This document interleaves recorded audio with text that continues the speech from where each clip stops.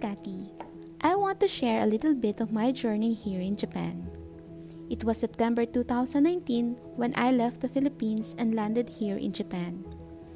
I felt sad leaving my family, especially my 3-month-old baby. However, the faith and hope that I will be able to give my family a better life is stronger than the sadness I felt. My first few months were very fun. During our training, learning the language and the culture made it challenging and exciting at the same time. It was even more challenging when I started the actual job.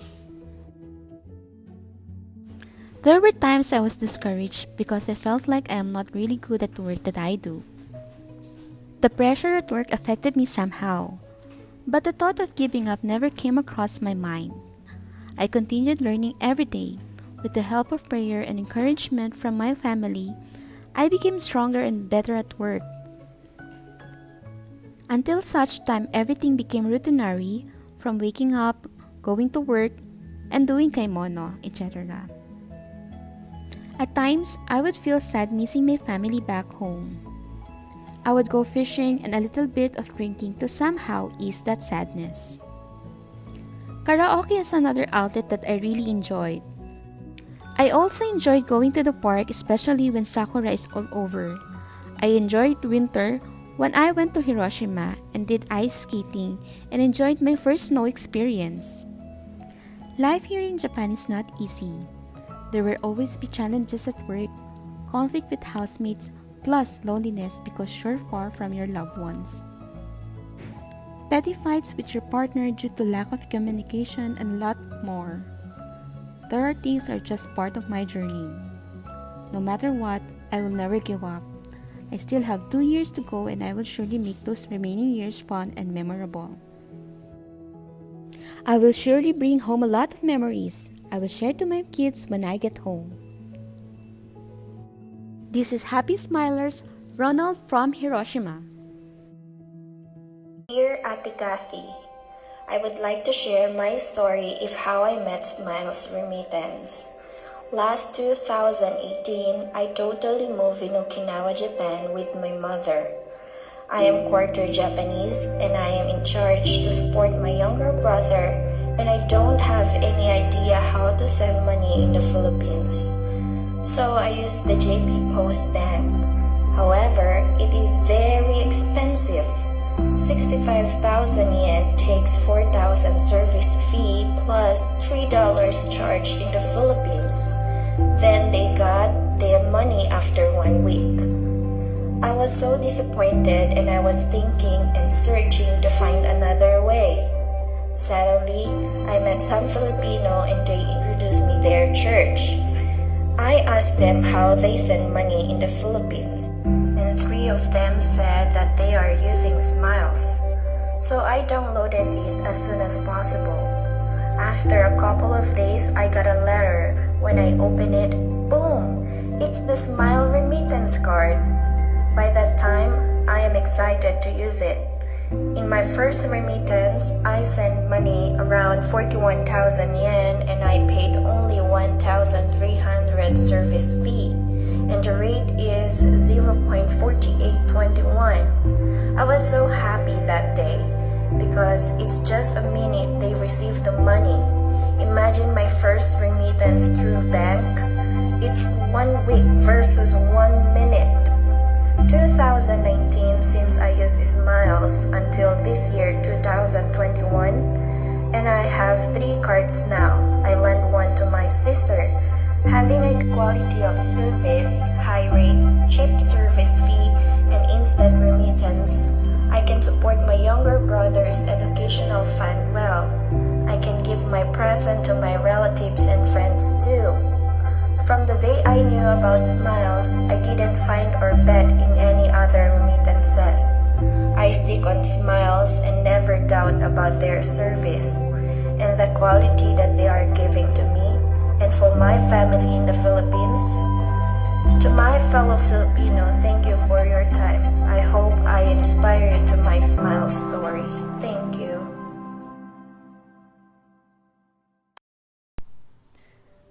Dear Ate Kati, I want to share my life here in Japan. Japan is my dream. I did not even expect that I will be here. I was in the Philippines with a stable job and happy with my family. I cannot say that I had a very poor life in the Philippines because I have everything there. But why am I here? You know that, Ate Kati. Most of the time, I always wanted to go back to the Philippines. By the way, just a heads up, I am new here and I did not even spend a year here. I arrived towards the end of November. The feeling of being away from your family and that you're living alone is definitely an emotional stress. Not to count the countless nights I cry, longing for them. But then again, I realized that this is really for me. I waited in the Philippines for almost 8 months just to be here. I was hopeless at that time, and I thought Japan was not really for me. I was supposed to be here in June, but due to COVID, everything was delayed. I was really hopeless at that time indeed. But then again, I prayed to the Lord that if it's really His plan for me, then I know His will should be done. So there, after being hopeless for how many months, Japan has lifted the restrictions and allowed essential workers to get in. I was called unexpectedly and told the day of my flight and all the processes I must undergo. Indeed, prayer works. If God really plans you to be in your dreams, He will make a way. I hope this letter will inspire many to continue praying, to believe, and to claim that God has promised. At first, it may be difficult, but as you live with the plans of God, you will be in the right place. If Japan is your dream, then pray for it, because Japan will really make you a better version of who you are. To tell you honestly, as a newbie in a foreign country, living here is not easy. You have to do things on your own, and you have to be very smart at all times. You tend to cry secretly and tell yourself that you have to be strong at all times, not just for yourself, but for all those people who believe in you, and for all those who have been the reasons why you're here. Nevertheless, Japan is really a life-changing opportunity for each one. Japan will really make you grow, not just professionally, but also holistically. Setting aside the financial aspects, Japan is really a perfect country to witness and to live in. Embracing their culture as you are an ambassador of your native land will make your life more interesting. Sincerely yours, Sensei.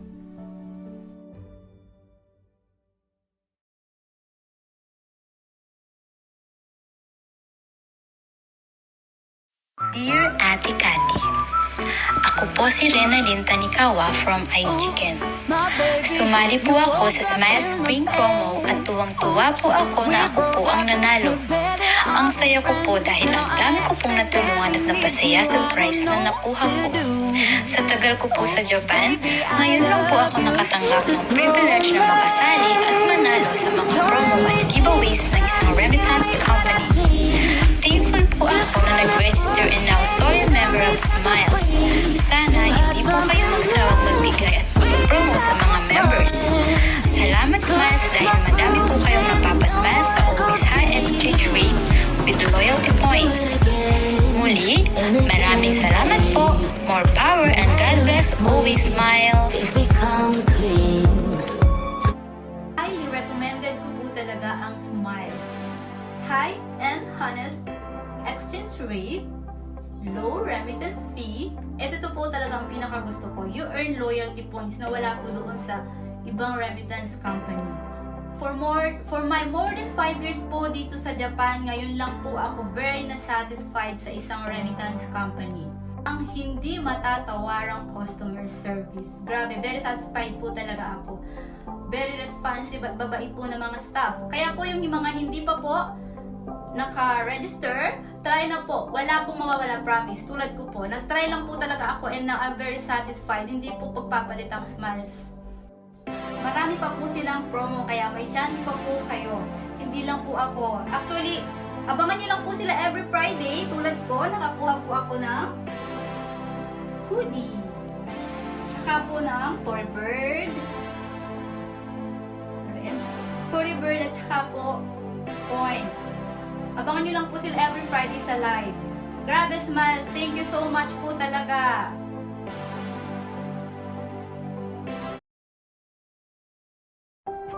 Dear Ate Cathy, ako ay isang proud LGBTQ+ member na OFW dito sa Japan.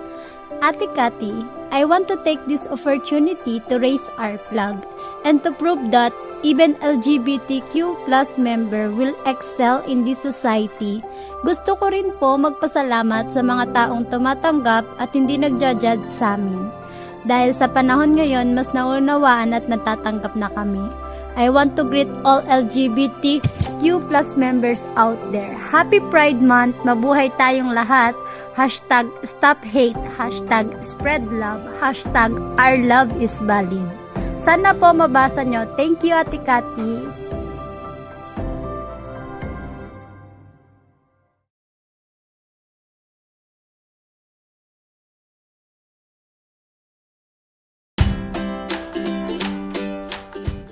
Dear Ate Kat, ako nga po pala si Alvin Briones Katigbak, 29 years old, isang OFW dito sa Japan. Nagtatrabaho bilang isang construction worker. Isang napakahirap na trabaho na aking pinasok at nagpaluwag sa damdamin ko kasama ang aking pamilya. Masaya po ako dahil nandito ako ngayon. Isa po ako sa inaasahan ng aking pamilya. Maraming pagsubok po ang aking pinagdadaanan para lang makapunta dito sa Japan. Pangarap ko pong makaahon at mabigyan ng magandang kinabukasan ng aking pamilya. Hirapan po kami sa buhay namin ngayon, pero ito lumalapit pa rin po para sa mga mahal ko sa buhay. Construction, isang napakahirap na trabaho, yung pighati at pangungulila sa pamilya.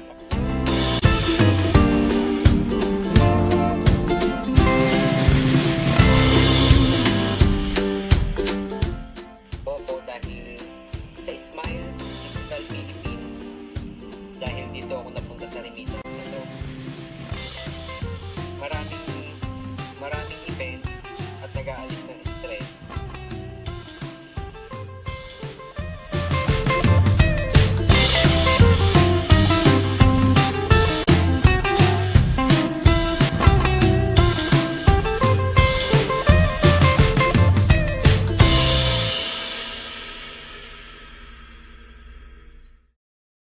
Dear Ate Cathy, August 2017, nang dumating ako sa Japan. Sa simula ay masaya ako dahil ito talaga ang pangarap ko simula bata. Malungkot dahil napalayo ako sa aking mga anak. Pero lahat kinaya ko para sa pangarap, para sa mga anak ko. Paunang sahod ko dito, di sapat para sa pamilya at kapos. Ang hirap magpadala ng pera kasi ang hirap makahanap ng remit center. Hanggang sa nagpunta ako ng JP Bank. Ang sabi, mag-open account daw ako. Wala akong alam dito. Di ko alam kung paano. Hanggang sa nagtanong ako sa isang kaibigan na Pilipino na dito na naninirahan. Western Union ang gamit niya. Sinubukan ko ito. Subalit, napakababa ng exchange rate. Hanggang sa pag-open ko ng Facebook, palagi kong nakikita ang smile, kaya sinabihan ko ang isang kasama ko na subukan mo nga ang smiles kung maganda. At nagustuhan naman ng lahat ng kasama ko. Hindi man ako ang naunang magpa-member, masaya naman po ako dahil marami ang nahikayat sa mga kasama ko dito. Tuwing yasumi lang ako nakakapagpadala ng pera sa pamilya. Ngayon, anytime, anywhere, nakakapagpadala na kami ng pera. Ko because ito ang number 1 remittance dito sa Japan. Napakadaling gamitin. Anytime, anywhere, pwede kang magpadala sa pamilya mo sa Pinas. Hindi na po namin kailangan at may maglakad ng pagkakataon malayo ka pa na para manalo mag-remit. ng mga promos Dahil at sa freebies smiles, nila. abot Napakadali kami ng magpa-register. pamilya ko ang padala ko. At sa bawat Kaya, transaction mo, salamat Smiles may points ka sa na magandang kaagad. serbisyo mo. At ito po, Ate Cathy, ang kwentong Smiles ko. Salamat po, more power and God bless po. Your Smiler users, Noemi Pisigan. Dear Ate Cathy, tawagin niyo na lang po ako sa pangalang Cheche. 22, isang OFW dito sa Japan. At isa po akong farmer. Isa po ako sa mga nangangarap dati na balang araw makapagtrabaho, kumita para sa pamilya at sa sarili. You know what, Ate Kath? Ang pagiging farmer dito ay isa sa pinakamabigat at nakakapagod na trabaho. Well, wala namang trabahong madali. Ika nga nila. Yung tipong 25-30 kilos na bigat ng abono. Magpapala ka ng matigas na lupa at samahan pa ng tayo ng kalabaw. Yung bilis ng pag-harvest ng bulaklak at paghihila ng malalaking plastic. Bibisikleta na parang nakatayo na ang daan na kahit hingal ka na, di ka pwedeng tumigil kasi may hinahabol kang oras. Yung sobrang init pag summer at aakyat ka sa bubong at lamig naman pag winter. And you know what, Ate Kathy? Sa isang taon ko mahigit dito, those experience made me a fighter and a warrior. And I never thought of myself na kakayanin niyang makatagal at hanggang ngayon, ipapatuloy. Made me tougher than before. It made me realize na wala na akong hindi kakayanin pa, kinaya at kakayanin hanggang matapos. At sa lahat po ng kapwa kong OFW nandito sa Japan, mas lalo nating tatagan ang ating mga sarili. Alam ko na hindi madali, pero huwag tayong bumitaw. There's no chance of dropping. You need to hold and make that grip tight. May mga pagkakataon na tayo napapagod, ngunit di pa rin solusyon ang bumitaw. Pag pagod ka, magpahinga, pagkatapos laban ulit. Kinaya ko, kakayanin natin lahat. Laban Japan. At salamat din sa Smiles for making this segment, for being a medium to make our family happy. In a way, napaka-effective and efficient nyo sa inyong serbisyo sa amin. More power, happy 5th anniversary, Smiles. Salamat po. Dear Ate Cathy, isa lamang po ako sa napakaraming OFW dito sa Japan. Panganay po ako sa aming pamilya.